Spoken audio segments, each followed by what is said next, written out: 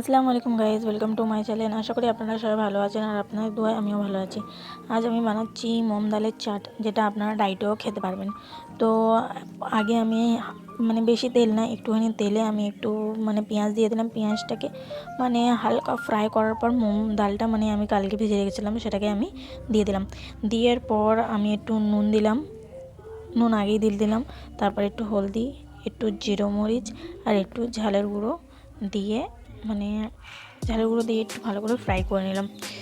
ভালো করে ফ্রাই করার পর ভালো করে 2-3 মিনিট ভালো করে ফ্রাই করতে হবে। একটু দেখো একটু ব্রাউন টাইপের হয়ে যাবে। তারপর একটু শসা কুচি, আমি শসা আগে থেকে কুচি করেছিলাম। শসা, পেঁয়াজ, টমেটো, লেবু আমি আগে থেকে সব কিছু কেটে রেখেছিলাম। তারপর মোম ডালটা হয়ে যাওয়ার পর আমি একটা বাসনে ঢেলে নিলাম মোম ডালটা। তারপর মধ্যে দেবো, প্রথমে আমি শসা কুচি দেবো, তারপরে পেঁয়াজ কুচি আর টমেটো কুচি দুটোই দিয়ে দেবো। এখানে আমি কনফিউজ হয়ে গেছিলাম এটা মিলিয়ে দেবো কি না। তো দেওয়ার পরে দেখো একটা এত বড় একটা টমেটোর পিস বেরিয়ে গেল যেটাকে আমি কাটতে ভুলে গেছিলাম।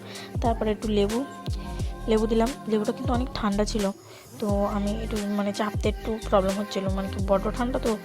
তারপর আমি ভালো করে মিক্সড করে নিচ্ছি। মিক্স করার পর আমি একটু চেখে দেখেছি যে কেমন কিনা।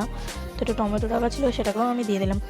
তারপর দিদিকে বললাম কি দিদি হয়ে গেছে, তাড়াতাড়ি খেতে ভালোই হয়েছে। আমরা খাই, আপনারা লাইক, কমেন্ট, সাবস্ক্রাইব করে দিন। আল্লাহ হাফিজ।